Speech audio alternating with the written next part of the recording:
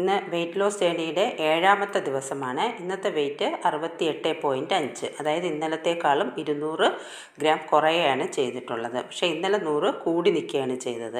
അപ്പോൾ വെയിറ്റിന് ഇങ്ങനെ ചില വേരിയേഷൻസ് വരും. അതുകൊണ്ടാണ് നമ്മൾ ഡീമോട്ടിവേറ്റഡ് ആകാതിരിക്കാൻ വേണ്ടിയിട്ട് 10 ദിവസത്തിലൊരിക്കയോ ആഴ്ചയിലൊരിക്കയോ വെയിറ്റ് നോക്കിയാൽ മതി എന്ന് പറയുന്നത്. ബ്രേക്ക്ഫാസ്റ്റിന് ഞാനൊരു റോബസ്റ്റ പഴം മാത്രമാണ് എടുത്തതെന്ന്. പിന്നെ കുറച്ച് ചായയും, 1/2 ഗ്ലാസ് ചായ തികച്ചില്ല, എന്നാലും ഈ ചായയിൽ ഞാൻ അല്പം മധുരം ഇട്ടിട്ടുണ്ട്. അപ്പോൾ അങ്ങനെ നമുക്ക് 10 ദിവസത്തിലൊരിക്കൽ നോക്കുമ്പോഴത്തേക്ക് കറക്റ്റ് ഒരു നെറ്റ് റിസൾട്ട് അറിയാൻ സാധിക്കും. പക്ഷേ ഞാൻ എല്ലാ ദിവസവും വെയിറ്റ് നോക്കും.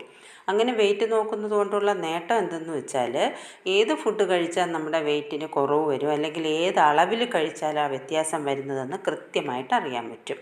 പിന്നെ എല്ലാവരും കൃത്യമായിട്ട് എല്ലാ ദിവസവും 3 ലിറ്റർ വെള്ളമെങ്കിലും കുടിക്കാൻ ശ്രമിക്കേണ്ടതാണ്.